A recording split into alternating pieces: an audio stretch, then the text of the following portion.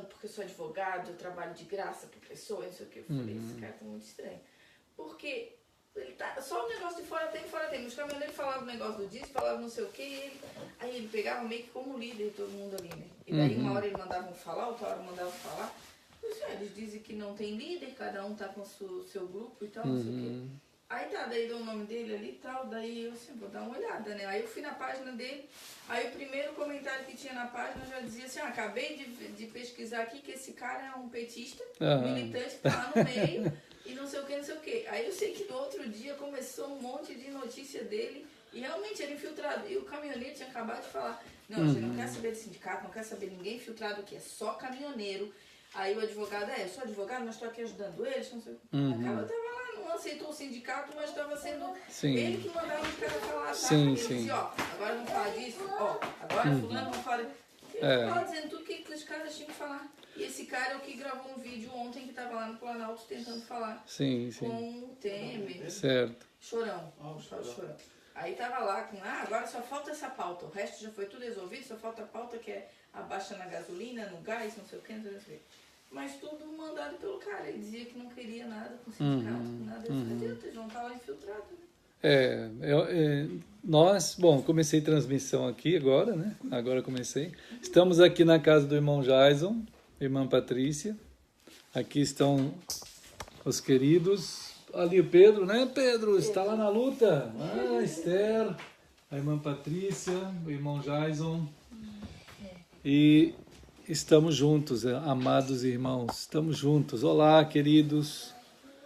Todos nós passando pelo meio de um momento muito difícil para todos nós no Brasil, né? E certamente essa notícia sobre o Brasil tem alcançado outras partes do mundo e são momentos tensos, né? Que nós sabemos assim pela palavra do Senhor que não está escondido pelo Senhor, não está escondido por Cristo nas suas revelações, o tipo de ambiente que nós, no mundo todo, nós haveríamos de enfrentar no último dia, né?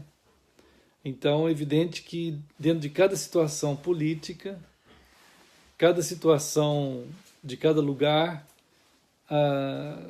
as forças dentro desse mundo, elas oscilam, né?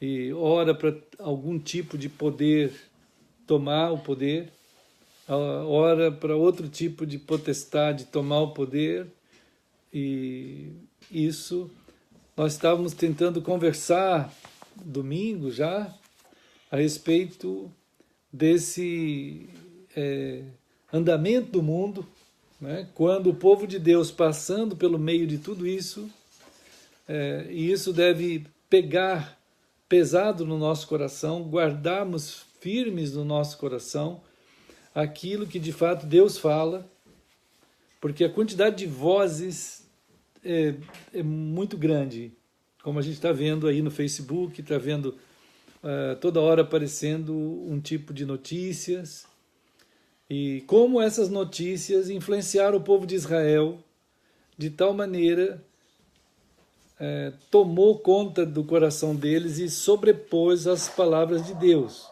né? Passou por cima da palavra de Deus. Então você tem a revelação de Deus. Então, quando a revelação de Deus toca a vida do ser humano, ela chama a gente a uma preparação para um caminho que Deus está trazendo para a gente, o povo dele, viver, né? Então, é uma revelação real, de realidade. É uma revelação da realidade, né? Porque quando as coisas vão tomando certas formas dentro da sociedade, ou seja, por, vamos dizer assim, degeneração de uma sociedade, como a nossa no Brasil, é uma sociedade degenerada, né? A política é a pior possível, né? É uma política tão sutil que parece uma operação satânica, né, que as pessoas que tomaram conta lá, dentro de uma filosofia já de longa data, né, procurando deixar o povo na ignorância o mais que puder, a ignorância maior possível, para que esse povo, na ignorância, não saiba nada, não saiba entender nada, não saiba discernir nada, e cai na conversa daqueles discursos, vamos dizer assim, utópicos. Então você tem o discurso utópico e o discurso, a palavra de revelação. A utopia, ela é trazida por qualquer um, principalmente pelo político. O político não está preocupado com revelação, né, em geral, a não ser aqueles que de fato agem numa relação com Deus muito profunda, como aconteceu com José no Egito, como aconteceu com Daniel, os amigos de Daniel, né? Então aquelas pessoas que mesmo no meio do Egito, mesmo no meio da Babilônia, eles mantiveram um curso, o norte deles era a palavra de Deus, era o que Deus tinha para eles, não importa a voz de quem seja, os complôs, né, os conluios, as artimanhas, as armadilhas, seja lá o que for, eles não queriam aquilo para eles, aquela utopia mundial, aquele imaginário popular, aquele imaginário humano, não fazia parte da mente deles, do coração deles. Eles estavam firmados no Senhor, e o Senhor foi fiel a eles e os guardou, né? Mesmo quando houve um momento mais difícil na vida de José, vários deles, né? Vários momentos difíceis, nós podemos ler ali no texto uma quantidade imensa de lutas, o José, né? Também Daniel e os seus amigos. Então o Senhor guardou, e naqueles momentos que eles foram levados até ao ponto em que a sua vida estava em risco, em que eles iam, de fato, foram colocados no paredão da morte, e eles mantiveram ali a firmeza no Senhor, até o ponto de serem atirados dentro de uma fornalha, dentro de uma cova de leões famintos, né? E, enfim, situações extremas. Então, essas pessoas acabam sendo referências para nós do tipo de vida que nós somos chamados a viver, né? Então nós estamos passando hoje no Brasil. Olá, irmã Catiane, irmãos queridos, irmão Edson, meu amado irmão, e outros amados que estão aí juntos, Cirema e Damara, né, João, tem também aqui a irmã Daphne, irmão Donald, de Costa Rica, tá aí, todo mundo, estão passando por lutas lá também, né, também. Mas essa luta na América Latina, em que todo esse ambiente que a gente vive, né, dominado por forças malignas na cabeça das pessoas, vai gerando, tem que gerar discursos utópicos para formar no imaginário do povo um tipo de quadro em que acabe levando eles dentro daquela conjuntura do discurso e do próprio poder, para eles serem, vamos dizer assim, dominados por alguma fala, por algum tipo de mentira, só que como está no discurso da utopia, né, desses ambientes mundiais, que é normal, isso é o mundo que jaz no maligno, e o que se vê e o que se espera, uma vez que Deus nos declarou que o mundo jaz no maligno, nós só temos que saber pela revelação do Senhor, né, e não pelo imaginário, pela revelação de que nós estamos diante, de fato, de um mundo que faz a vontade do diabo, né, que vive pela vontade do diabo. Então, nesse ambiente, ao mesmo tempo, o povo de Deus está, né, como sal da terra. A gente, nós, né, que estamos passando por um quadro desse, quer dizer, então você vê, às vezes a gente via assim, notícias, Venezuela está num estado terrível, né? Bolívia, pessoal, os irmãos lá de Cuba, e a gente vendo eles passar aquelas lutas, né? Mas o Brasil, em geral, nunca passou por uma situação como essa que nós estamos passando agora, né? Como a esperteza do maligno, ela, vamos dizer assim, ela sobrevive pela mentira, né? E a mentira em si mesma não tem como ter continuidade, ela precisa de uma mentira nova a cada etapa, a cada momento, e são etapas diversas, né? E o povo, se não pensa, ele não tem como discernir o que é mentira e o que não é, né? Então é um quadro, esse que a gente está passando, extremo, né? Todo mundo sem gasolina, sem poder se locomover, os que trabalham não podem sair.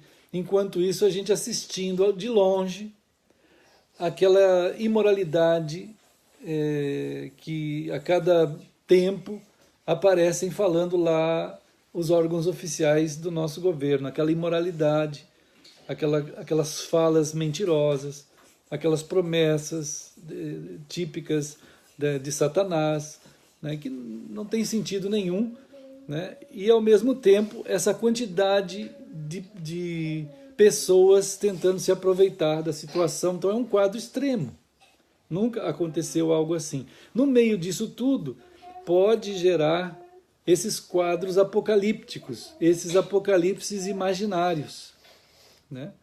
E muita gente, de fato, vive do apocalipticismo, desse apocalipse imaginário, que quando a pessoa está no extremo do impacto, ele fica vulnerável, ele pode ser levado para qualquer lado, porque ele já não pensa mais. Ele foi atingido por um tipo de apocalipticismo, um imaginário tão extenso, porque a nossa mente ela tem um limite de raciocínios. E chega uma hora que você, a partir dali, tu não consegue raciocinar mais. E você fala, mas o que vai gerar isso? Onde que isso vai parar?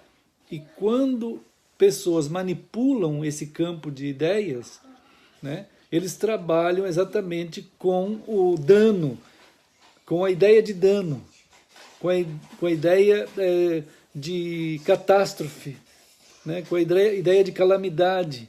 Aí você alcança e conduz uma multidão, seja na área da religião, quanta gente é levada a entrar num regime qualquer de heresia, né, a partir de um estado de medo coletivo ou de histeria coletiva, né? Então, quando você mexe com isso que está acontecendo agora, que eleva o grau de emoção da população, você começa a atingir certos graus em que quem já manipula as pessoas sabe que está próximo de manipular mais facilmente, né?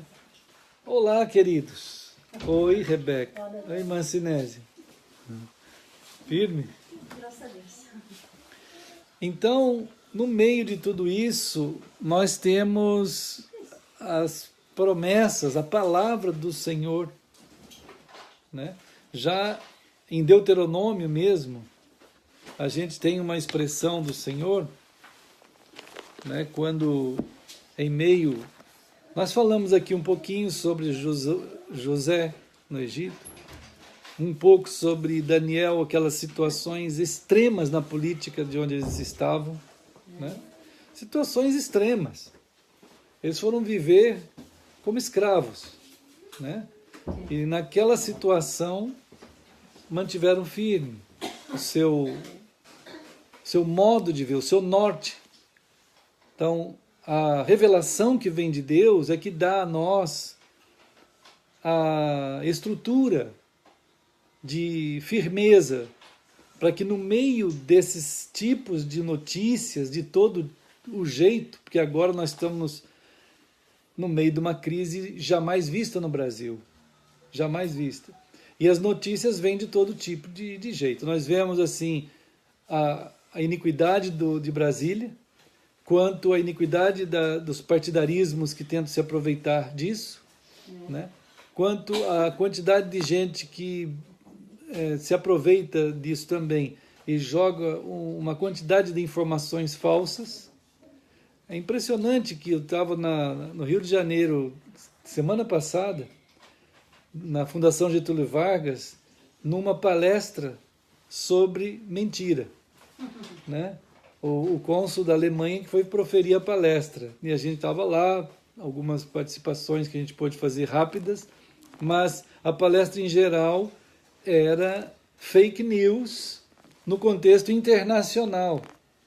E nós estávamos, na hora que nós estávamos ali, e esse tipo de projeto, de ação, estava quase que explodindo no Brasil inteiro. E daí, depois na terça-feira eu estava no Rio, na quarta fomos para a Koinonia em Campinas, foi quando eu recebi a notícia que a partir da quinta-feira de manhã, provavelmente eu não poderia mais ir embora, porque estava tendo uma crise acontecendo. Então, eu poderia, se eu pudesse, deveria mudar o voo da quinta para a quarta, porque eu sou caroneiro, eu sou stand-by, né? Eu viajo se tem vaga vai. Stand-by é assim, se tem vaga vai, né? Se não tem, fica. Então, e inclusive na quinta de manhã veio um aviso da Azul cancelando todos os benefícios de stand-by. Até agora está cancelado. Mas né? o senhor veio quarta mesmo? Eu vim na quarta, 10 horas. Aí o que aconteceu? Eu falei com os irmãos lá na casa do irmão Daniel, disse, irmãos, eu tenho que ir. Eu consegui mudar o voo. Aí 10 da noite eu saí lá da Koinonia e fomos fui para o aeroporto, peguei o voo das 11, teve vaga. O último voo. Por pouco tempo, deu tempo? Deu tempo. É que 7 horas eu mudei a passagem. 7 da noite. Né? Foi quase no limite. Não pode ser, tem um tempo ali antes. Né? Então, né, irmãos? Então, essa coisa estava acontecendo e o ambiente preparado para gerar uma quantidade de informações sobre o povo, não só informações, mas de realidades tensas. E que essas realidades tensas, elas podem gerar, vamos dizer assim, atos impensados ou atos fora da realidade saudável. Né? Aqui em Deuteronômio mesmo, no capítulo 20, né? O Senhor, ele chama atenção dos elementos daquilo que você está diante de ti, daquilo que você está enfrentando. Deuteronômio é muito interessante porque ele vai trazer todo o livro, é a palavra de Deus. Ele está dizendo de novo a palavra de Deus para o seu povo. Deus quer que a gente receba a revelação da verdade, para a gente não ser levado ao redor por todo vento de doutrina. Irmãos, ventos de doutrina, eles são teológicos, são políticos, são de qualquer nível. Né? Então, eles batem contra o povo de Deus. Ao longo da história, nós vimos domingo um pouco disso também, que o povo de Israel ele foi sendo levado pelo Senhor, mas pelos movimentos históricos das nações em volta deles, eles foram ficando algumas vezes cativados pela beleza das nações, pelo sistema das nações, né? Enfim, foram sendo seduzidos por aquilo. Outras vezes eles eram enganados por aquelas nações, e o modo de vida, o modo da cultura daquelas nações, quando as outras nações dominavam os ambientes mundiais, os tipos de políticas eram diversos. Tinha muitos tipos de políticas. Alguns governos permitiam que o povo de Israel mantivesse o culto. E nesse manter o culto, quem ficava responsável para liderar o movimento de culto em Israel eram os sumos sacerdotes no templo. Mas a aliança que Deus tinha com eles, amados irmãos, a aliança era a aliança messiânica, era a aliança davídica, a aliança em Cristo, na graça de Deus, no poder de Deus. Mas a centralidade com essas mudanças políticas, passou a ser o templo, e passou a ser o sumo sacerdote. Então, o povo se esqueceu da aliança de Deus, da aliança messiânica, e começava a ser dirigido pelo sumo sacerdote e em torno do templo. Né? Isso daí fez com que eles se esquecessem de Cristo, daquilo que era o caminho, vamos dizer assim, escatológico deles. Há um caminho escatológico nosso, de cada um de nós, amados irmãos. Há um caminho de Deus para a gente seguir, no meio de toda a situação bizarra. Quando você começa a ouvir todas essas barbaridades, quando Deus aqui diz em Deuteronômio 20, quando você sair a peleja contra os seus inimigos, e vires cavalos e carros, e povo em maior número que tu, não os temerás, pois o Senhor teu Deus, que te fez sair da terra do Egito, está contigo. Então, há uma aliança em Deus. Né? A primeira coisa que ele chama atenção aqui é não temer aquilo. Nós estamos passando aquilo. Quando ele diz assim, você vai à luta, você vai estar no meio da luta. O inimigo vai estar diante de ti. A quantidade imensa de iniquidade é muito grande diante de ti. Você está vendo o povo da esquerda, o povo da direita, o povo que você não sabe mais nem que se é esquerda ou se é direita, você não sabe mais nada. É uma quantidade de gente falando. Não sabe o que é. Boa parte nem sabe o que é. Ele está ali no meio sendo levado assim. Chuta para lá, ele vai indo. Só porque o povo está falando, ele vai atrás. Né? Então, nessas ocasiões, é onde a maioria das pessoas são usadas como massa de manobra. Sempre foi assim na história. Né? Então, o cuidado que nós temos que ter é muito grande, irmãos, porque, claro, agora é a nossa hora de sofrer na carne. Nós estamos sofrendo na carne, nós estamos passando por isso, no meio dessa iniquidade toda. A iniquidade do Brasil veio à tona. Ela apareceu, toda a podridão que estava acumulada nesses 500 anos está vindo assim à tona, parece um vulcão. Parece que ninguém segura mais. Não é dizendo que a iniquidade é de todo mundo. Não, a iniquidade é desses que fizeram chegar a esse ponto. Eles são responsáveis diretos diante de Deus por fazer isso que eles estão fazendo. Né? Por roubar o povo. Esse roubo todo que está acontecendo agora é maior do que todo roubo que já aconteceu em toda a história do Brasil, desde o descobrimento até agora. Não tem igual, não tem paralelo. Claro que não ia aguentar. Né? Não ia aguentar. Então nós estamos num ponto da história, irmãos, que nunca houve igual. Pegou o ladrão com a mão na massa, vamos dizer assim.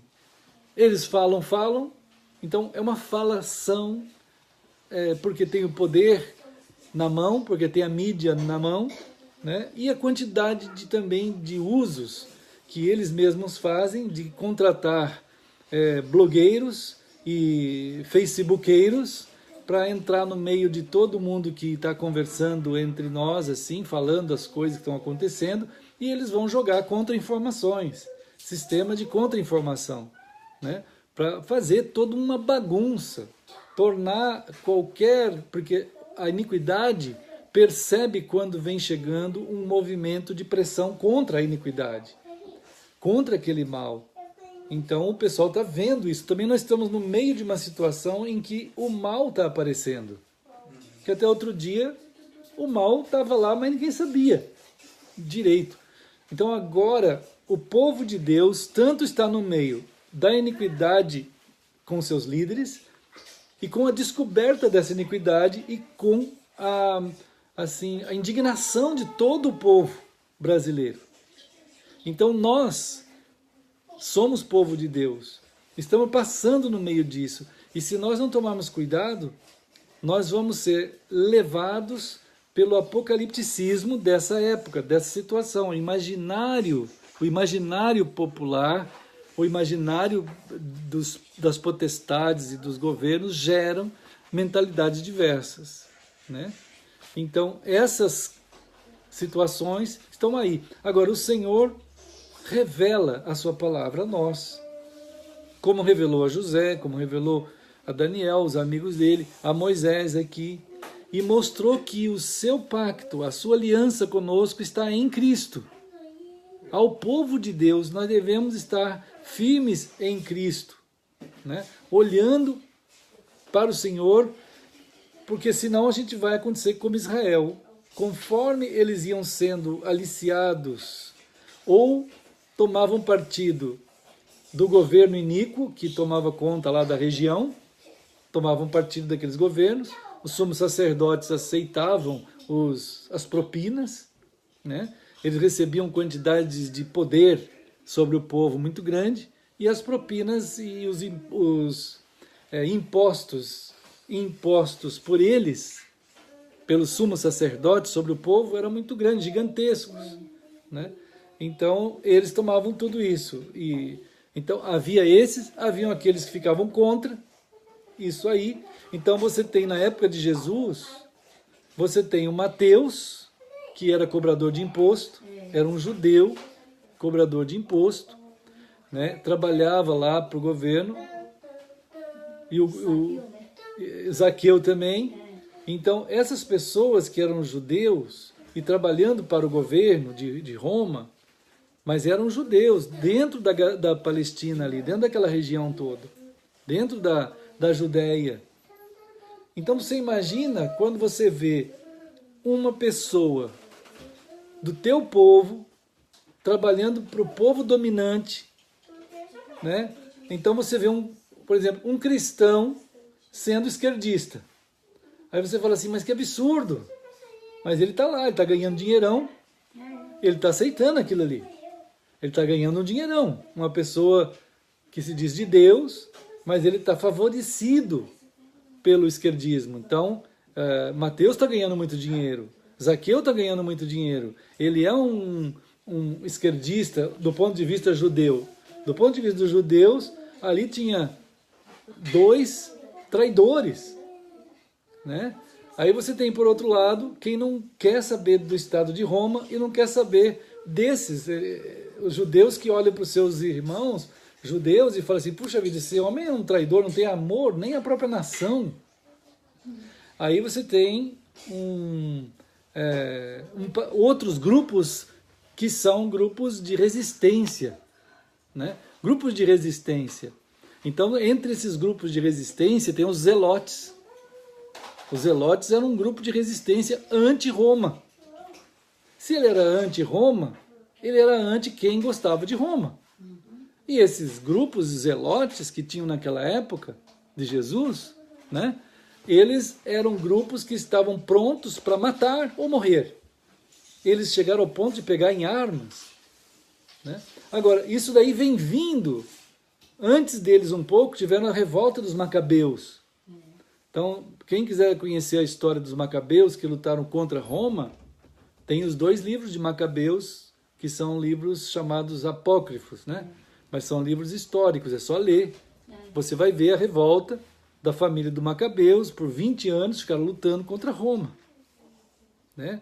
E tem outros, uma quantidade de... Tem até no livro de história de Roma, assim, a gente já li. E depois tem a revolta dos judeus, vamos dizer, depois de Jesus um pouco, depois dos zelotes um pouco, lá pelo ano 50, 60 da nossa época, você tem uma revolta muito grande dos judeus, narrada por Flávio Joséfo. né, no livro dele, a história dos Hebreus. Então, a revolta que culminou com a Roma ter que mandar uma legião inteira, um exército inteiro lá para cima dos judeus, e que um dos momentos talvez bem conhecidos é a resistência de Massada, que foi os judeus que sobraram lá naquela região, os últimos que ficaram, e a história aí oficial diz que eles se mataram, todos eles, lá naquela fortaleza de Massada, né? Mas ali, essa foi a última revolta dos judeus antes de tudo ser tomado, tudo ser destruído no ano 70, né? Que é o cumprimento da profecia também de Mateus 24, quando Jesus disse que ia tudo ser destruído, não ia ficar pedra sobre pedra, e ali acabou mesmo, né? Então, a gente tem, assim, toda essa história de dois lados.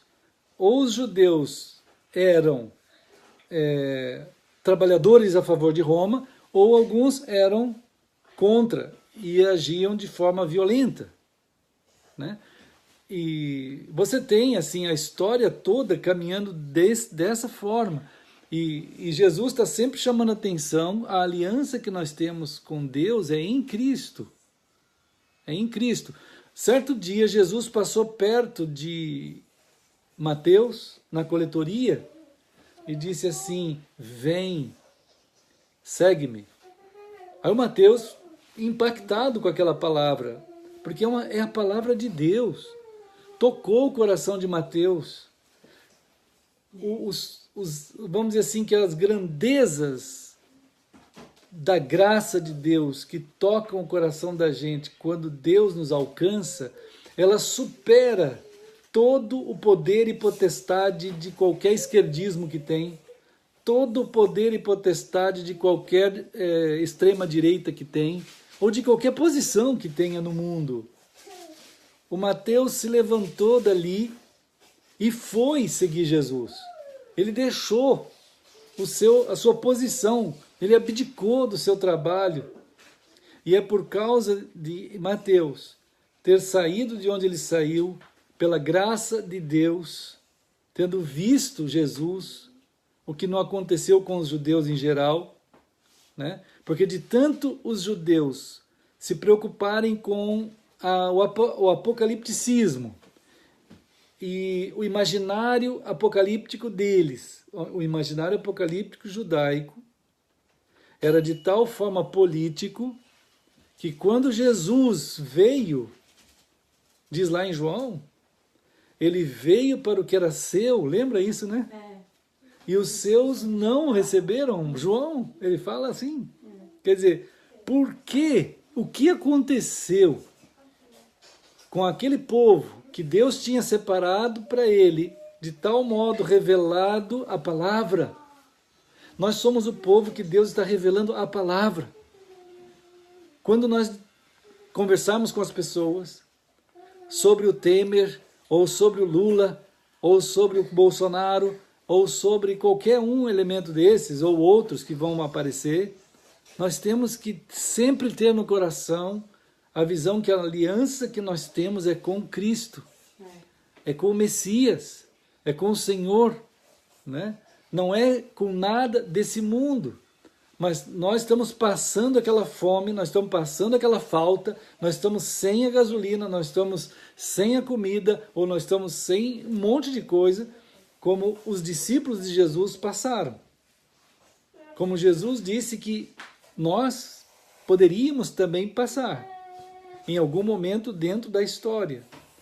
E que agora chegou um momento no Brasil que se configura um quadro único, né? Nós somos um país que não tem, como a gente estava conversando, não tem terremoto, não tem catástrofes de maremotos, tsunamis, vulcões, nada disso. O nosso maior inimigo é o próximo. E o próximo ser humano de nós, ele desenvolveu uma habilidade de mentir tão grande ao longo desses séculos, e agora está no máximo, no top da mentira. Só que a mentira não se constrói nada. Até o povo diz que a mentira tem perna curta, né? E esses dias aí foi um absurdo de ver quanta mentira foi falada uma atrás da outra, né? A pessoa vem na TV e diz assim, não, acabou a greve, você vai lá, a greve está lá. Aí o presidente vem de novo, acabou, agora eu tenho convicção que acabou, a greve está lá, né? Aí outro fala assim, olha o que está acontecendo aqui agora é o povo brasileiro se matando. Aí você vai ver, é uma briga que teve na Suíça no ano passado, depois de um jogo de futebol. Aí puseram a imagem e o pessoal, nossa, isso está acontecendo no Brasil. Não está acontecendo no Brasil, mas o povo, diante daquelas imagens, ele pensa que é. O problema é que a mente dele oscila tanto entre não saber a verdade ou a mentira, que ele perde o controle naquela situação toda e ele é dominado por massas facilmente, seja ela qual for. Então Deus está chamando a gente a andar no meio disso tudo, guardando o nosso coração em Cristo, né? Quando o povo judeu chegou, vamos dizer que a escatologia de Deus era diferente da escatologia judaica, né? A escatologia judaica, a teologia judaica, ela dizia que Israel ia ser proeminente novamente no mundo. Eles imaginavam uma vitória política de Israel sobre o mundo inteiro. Era um nacionalismo absurdo. Não existe isso. A promessa de Deus é o Messias que tem o reino eterno, e não Israel que tem o reino eterno. O reino eterno é do Messias. A promessa e a aliança está no sangue de Cristo, no Novo Testamento, que é o Senhor Jesus, né? Mas aí a gente também tem em Atos 1, quando os próprios discípulos de Jesus, ele falando lá que eles iriam receber poder, o caráter do Espírito Santo, né? Para continuarem naquele, vamos dizer assim, caminho do Senhor, a escatologia de Deus. Então Deus está separando um povo que vai passar sobre toda essa condição social, política das nações, né? Ou a gente passa isso na escatologia de Deus, em Cristo, na aliança que está em Cristo, ou a gente vai cair como os judeus caíram. Até os discípulos de Jesus perguntaram para Jesus, mas é agora que tu vais restaurar o reino a Israel? É um absurdo essa pergunta, né? Então, nossa esperança, a esperança que Deus dá ao nosso coração está em Cristo, na direção do Espírito, para a gente passar, e nós temos que ter o cuidado de lidar com as situações à nossa volta. Quando batiam na porta dos nossos irmãos, aqui moram crentes, e eles diziam, sim, então agora vocês vão ser presos, porque vocês são denunciados, porque vocês são contra o governo, né? Mas em quê? Não tem em quê, vocês são contra o governo, acabou, vão morrer na arena, vão morrer na cruz, e assim milhares e milhares de nossos irmãos perderam a sua vida porque estavam firmes em Cristo. Eles não disseram que eles eram de Roma e nem disseram que eles eram dos zelotes, eles eram de Cristo. Se quiseram matá-los mesmo assim, mataram, né? Então, é uma situação que aconteceu. Essa situação de hoje provavelmente não tem essa dimensão. Não tem essa dimensão. Mas ela consegue arrastar as mentes, matando as mentes de cristãos, colocando eles, igual estava Mateus, dentro dos lados de Roma, ou do esquerdismo, petista, ou de qualquer esquerdismo que tem, né? Ou comunista, ou outros estão tão contra isso que vão ser levantados como militantes ante isso. Quer dizer, aí fica uma militância dentro do coração da pessoa, como se fosse o Simão, o Zelote. E um dia Jesus encontrou Simão pela rua e ele o chamou também. E por incrível não, né, por maravilhoso que pareça, Mateus, que foi alcançado pelo Senhor, acabou escrevendo o Evangelho de Mateus que nós temos aqui, né? E Simão Zelote agora era irmão de Mateus, e Mateus era irmão dele. Estavam juntos ali com Jesus, seguindo na escatologia de Deus, né? Porque há uma escatologia dos movimentos. Eles vão buscar aliciar a quantidade de pessoas o máximo que puder para suas próprias escatologias, para suas próprias ideologias, né? Os seus imaginários escatológicos. E as pessoas vão, porque muita gente vai ver até nisso como a esperança para o país, a esperança para sempre, ou para sei lá o quê, para quando, mas as pessoas vão transformar ou Roma, ou esquerda, ou direita, na esperança. Mas a nossa esperança é Cristo. A nossa fidelidade, a nossa firmeza é Cristo, né? Claro que nós estamos orando para que o nosso país ele não seja dominado. Isso não significa que a gente vai aceitar e querer que seja feito de qualquer forma. Não é assim, né? Há a possibilidade de nós termos uma voz, uma palavra ouvida, então nós podemos falar, nós podemos dizer, podemos chamar a atenção que determinadas filosofias e ideologias, elas caminham muito perto e até mesmo formadas pelo diabo. Mas nitidamente, hoje a ideologia esquerdista, a base é Satanás, né? Quando Karl Marx fez os pactos com o diabo, ele estava trazendo para dentro daquele DNA, né, toda a configuração satânica e de aliciamento de mentes com base na mentira. A utopia é uma mentira, né?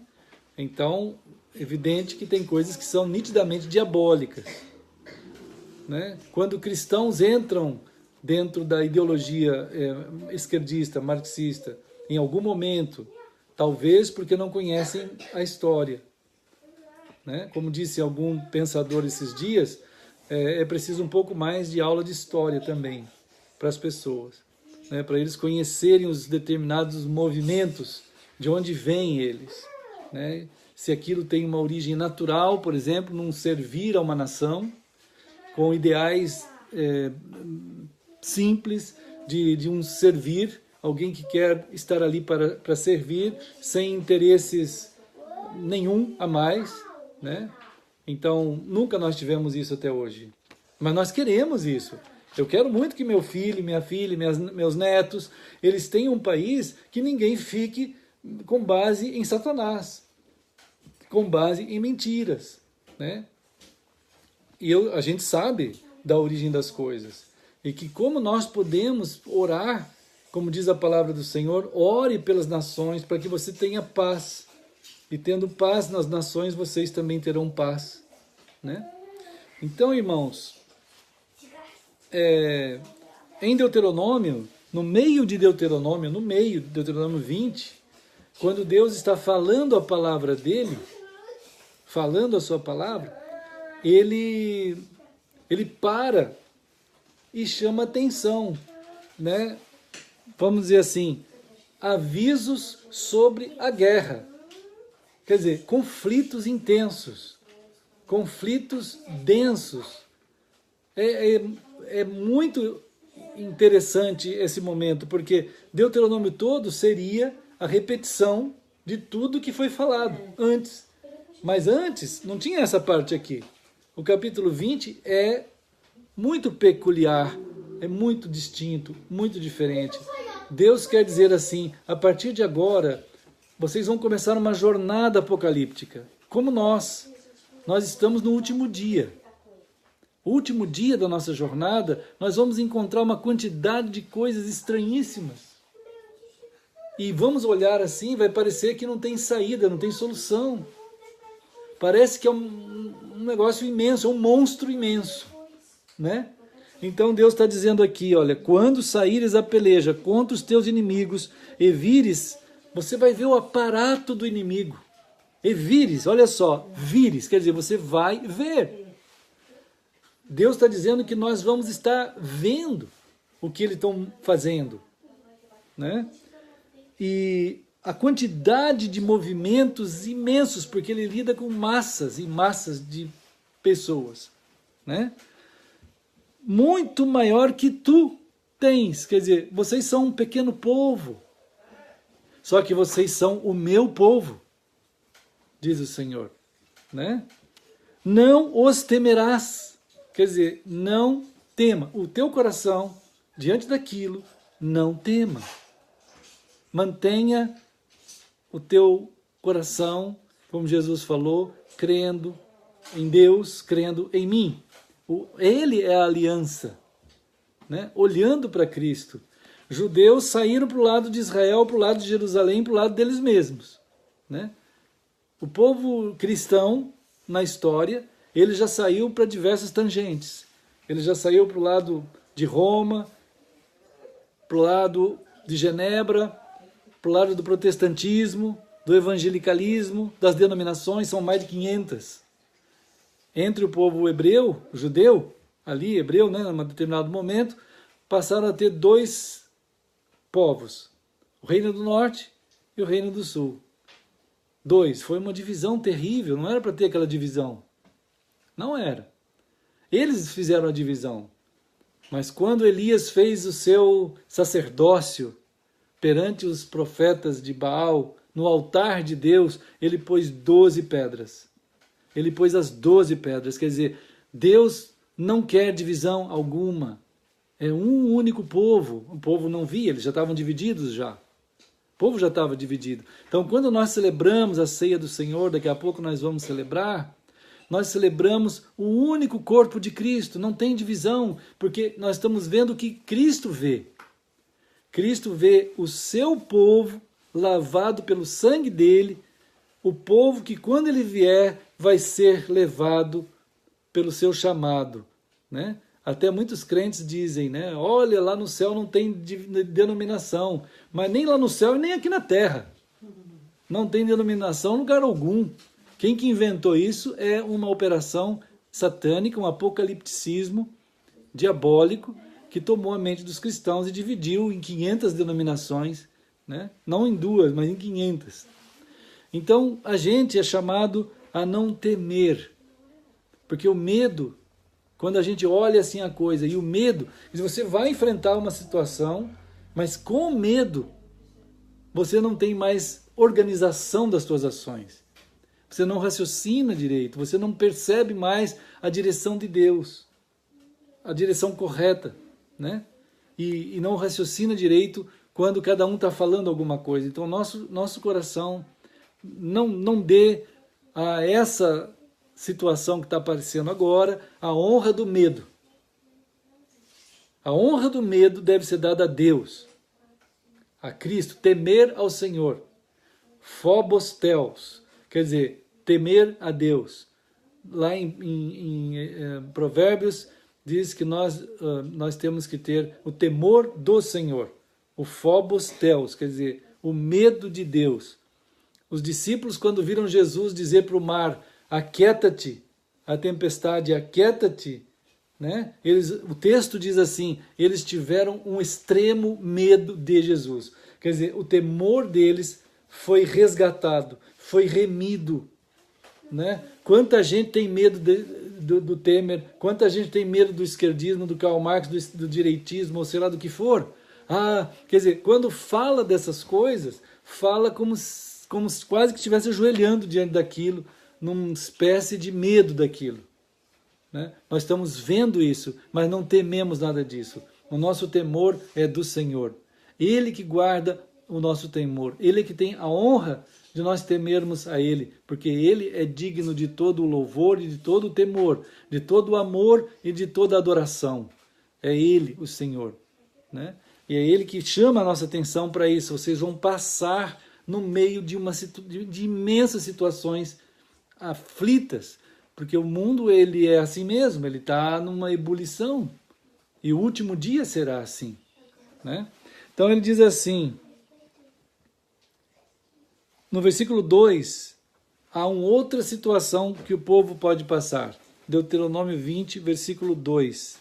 É quando você chegar muito perto daquela situação que você tem que enfrentar aquilo e você está chegando mais perto daquilo. A gente está cada vez mais perto dessa situação, né? A gente já conversa com muita gente o tempo inteiro.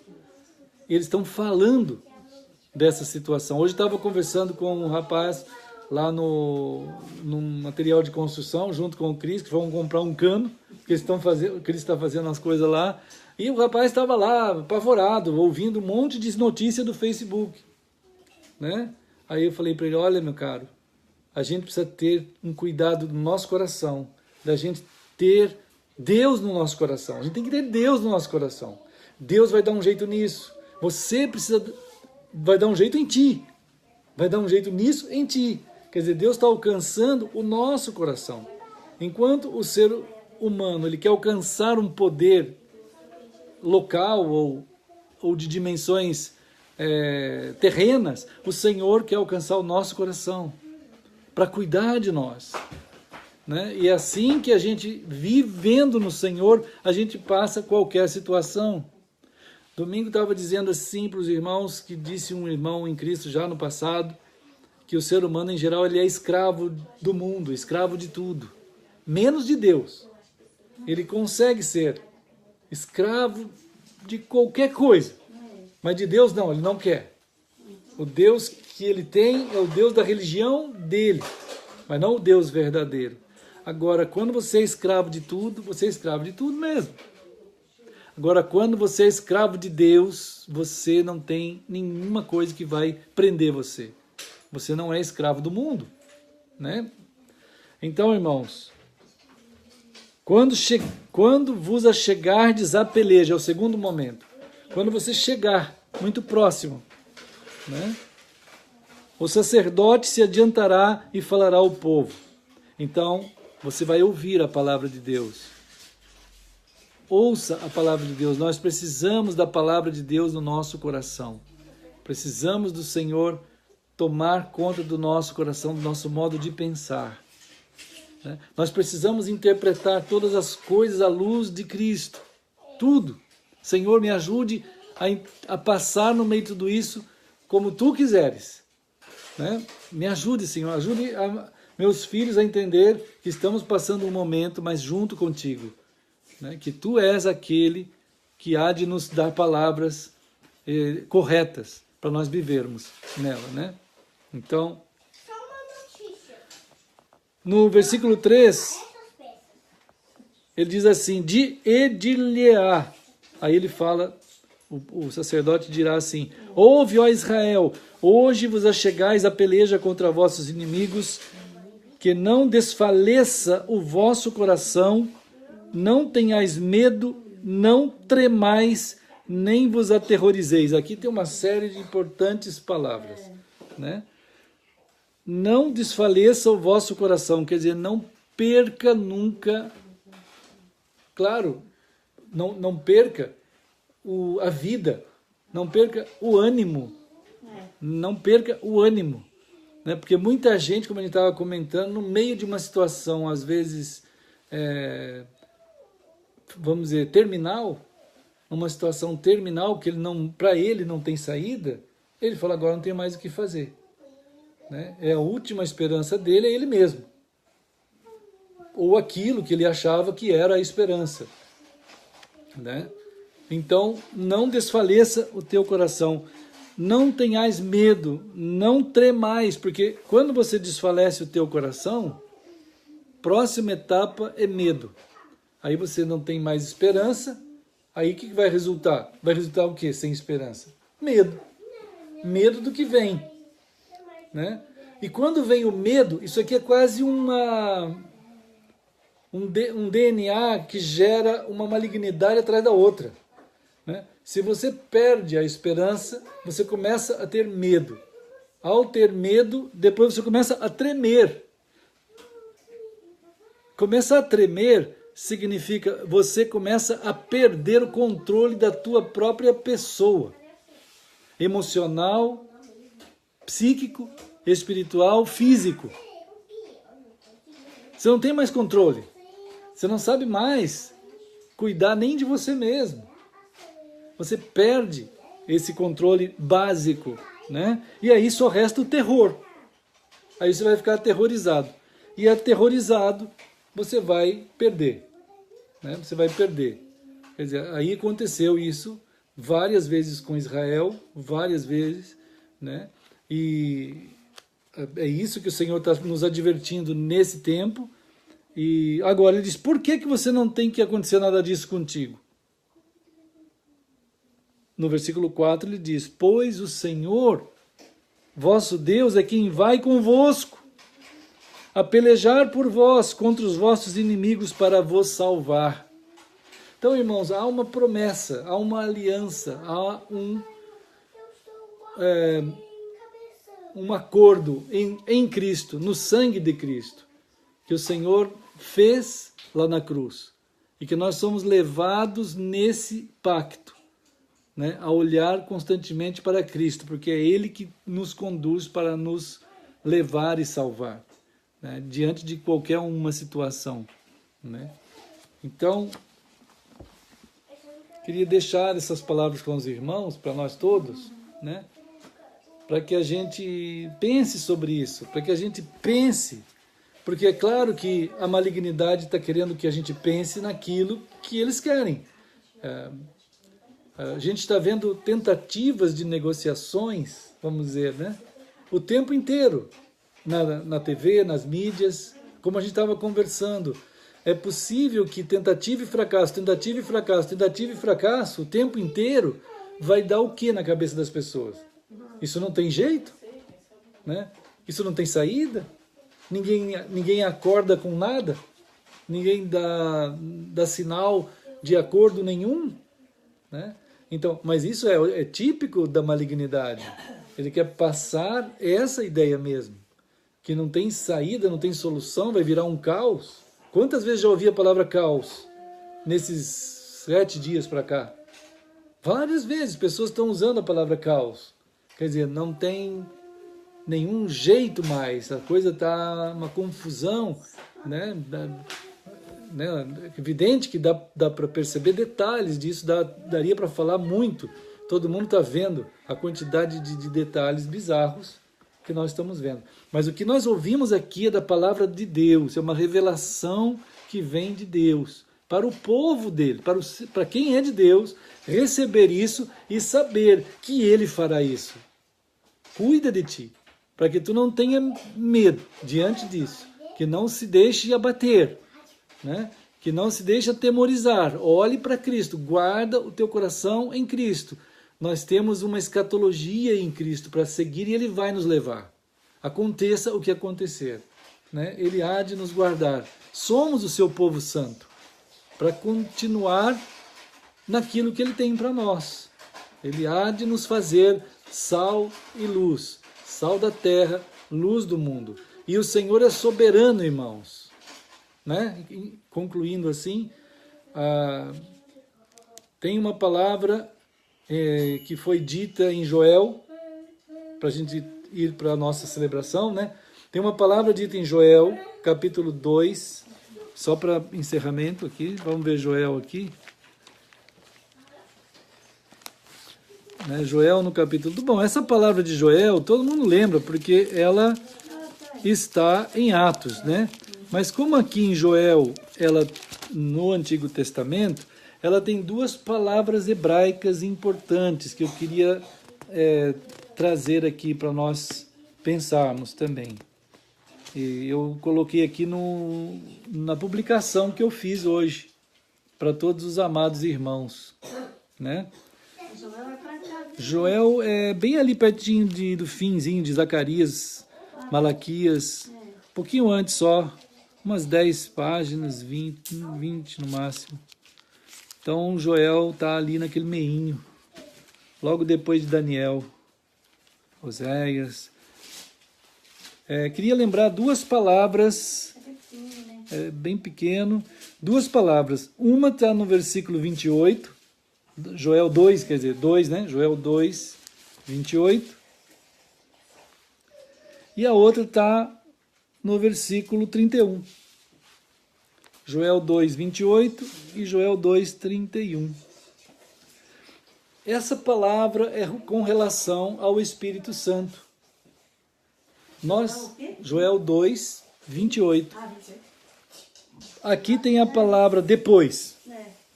Queria falar só a importância dessa palavra, né? E acontecerá depois. Então essa palavra aí, irmãos, ela é meio duplo sentido. Duplo sentido. Ele está dizendo assim, essa é uma palavra que eu coloquei aqui, né? Ahar. Ahar. E ahar significa depois de e antes de. É meio estranho, né? É depois de e antes de. Quer dizer, para você entender, para essa palavra estar aí, é como se ela estivesse na mesma hora pedindo o contexto. Quer dizer, o que vier depois dessa palavra é que vai definir o que ela está querendo dizer. Há algo que Deus está querendo dizer, que depois disso que vai ser falado, e antes daquilo que se conclui o assunto, depois disso, e antes de alguma coisa, vai estar acontecendo algo extremamente importante. No meio vai acontecer. Então, está dizendo assim, então, qual que é o antes de? O antes de é lá no versículo 31.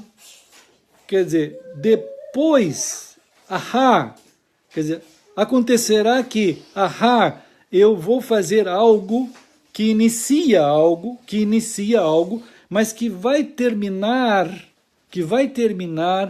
exatamente quando completar o tempo da plenitude daquilo.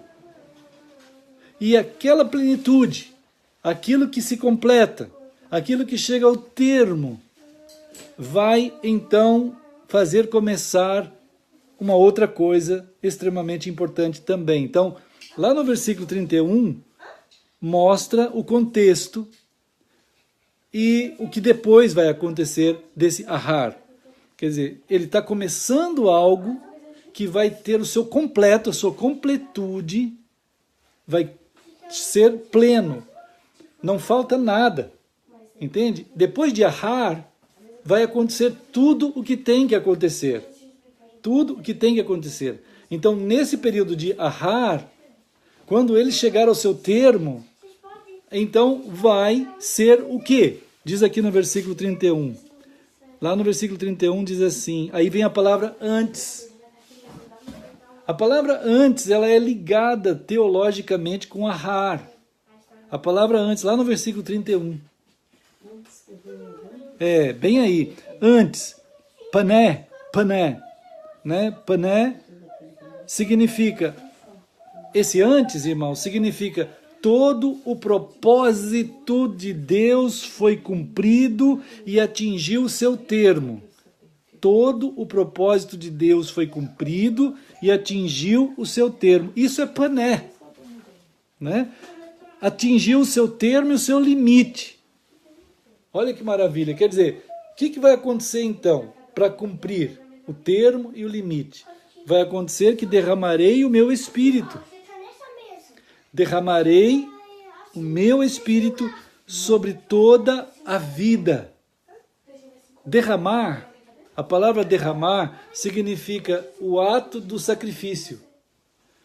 Tudo que o Espírito vai fazer envolve como algo a ser sacrificado para Deus. Irmãos, isso é muito importante. O Espírito Santo, ele é derramado, quer dizer, ele é uma unção. Há uma unção, irmãos. Agora isso é para o povo de Deus. Do último dia, nós, né? O Espírito Santo veio no dia de Pentecostes, como está descrito e como foi cumprido, para ungir tudo que existe.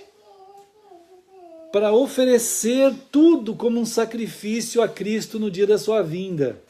E a presença do Espírito faz com que tudo se cumpra exatamente no seu termo, sendo Ele o cumpridor disso. É o Espírito que faz isso. Isso é muito importante, porque o tempo do Espírito, que é o milênio, esse milênio é o tempo do Espírito.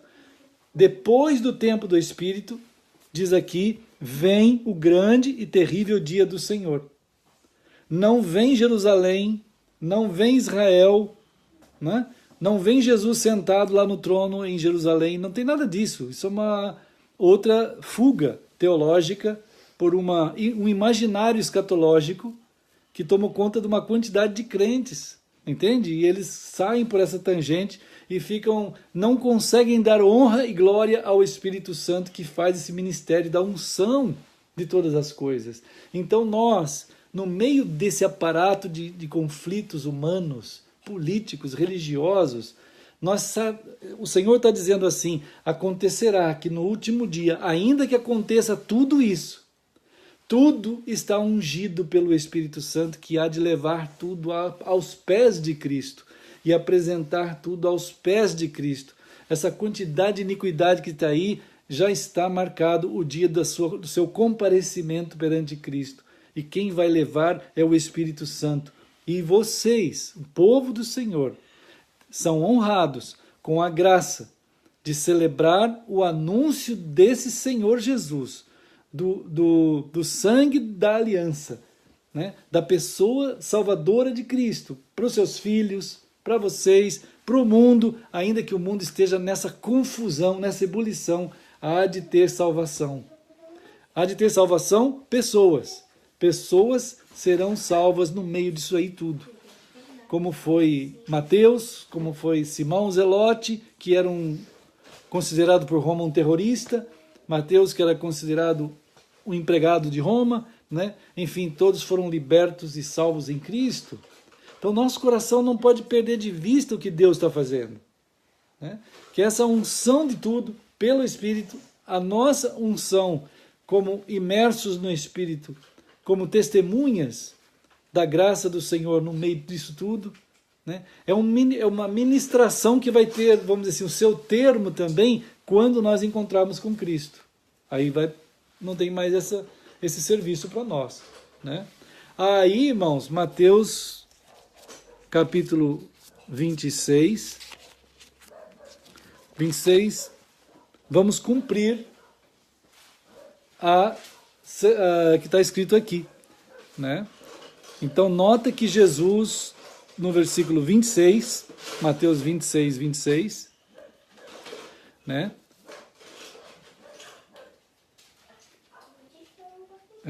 Ele diz assim: enquanto comiam, Jesus tomou o pão e, abençoando, partiu.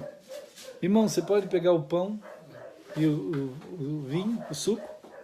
Vamos celebrar, amados irmãos, vamos celebrar então, porque agora o Senhor revela aqui na sua palavra, né, que a esse povo santo é dada uma honra, nesse último dia, ungido, tendo ungido o Senhor todas as coisas pelo seu Espírito, e a nós, nos mergulhado, nos batizado, nos feito corpo de Cristo, então nós somos chamados a celebrar esse corpo que foi lá na cruz por nós, por isso somos corpo, legitimamente, honradamente, dadivosamente e maravilhosamente corpos do Senhor, né? Corpo do Senhor.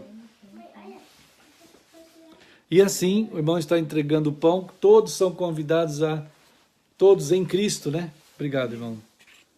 Todos em Cristo somos convidados pelo Senhor, somos chamados pelo Senhor, até mesmo ordenados pelo Senhor a pegar o pão e saber que nesse corpo de Jesus, né, no corpo de Jesus lá na cruz, está o presente de Deus que nos fez ser também corpo do Senhor, né?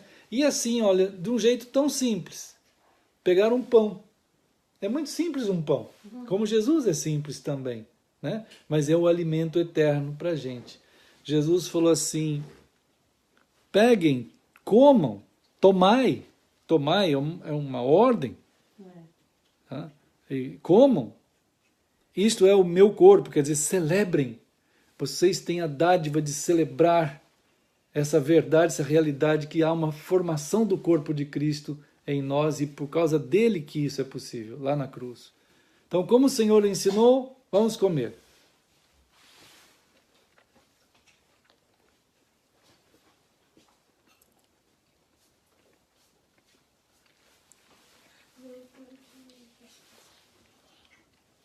Querido Senhor, estamos aqui na casa do teu servo, irmão Jason, a irmã Patrícia, o Pedro, nosso irmão, a Esther, nossa irmã, a Rebeca, nossa irmã, a irmã Sinésia, nossa irmã.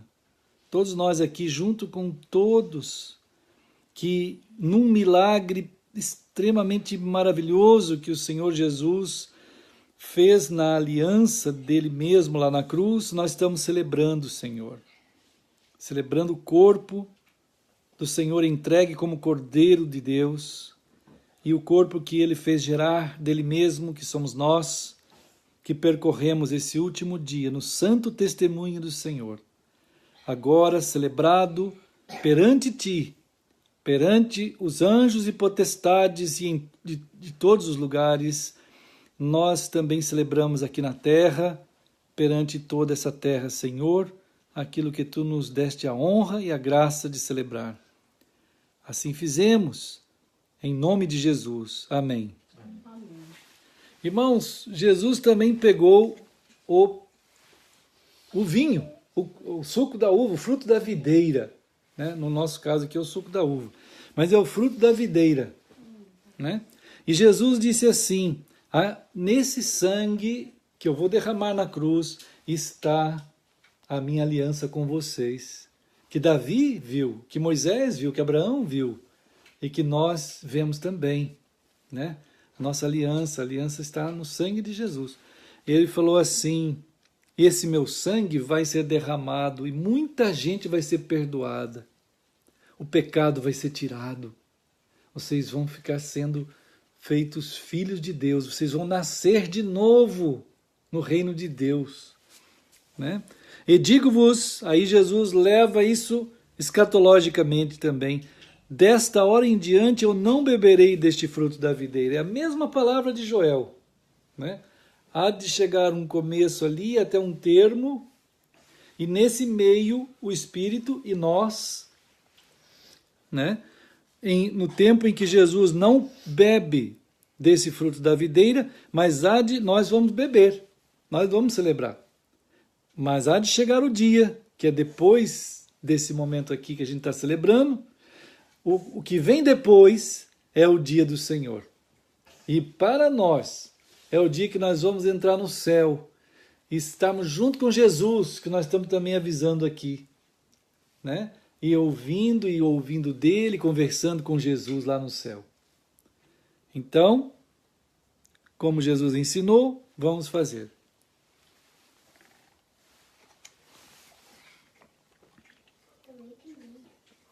Querido Senhor, o teu povo tem celebrado mais uma vez, nessa koinonia do Espírito, do Senhor.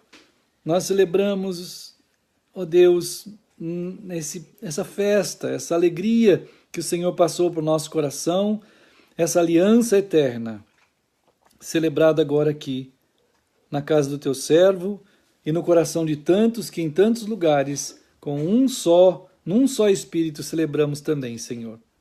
Te agradecemos em nome de Jesus. Amém. Ei, Pedro, vai pegar aqui, meu. Aqui, Pedro, obrigado.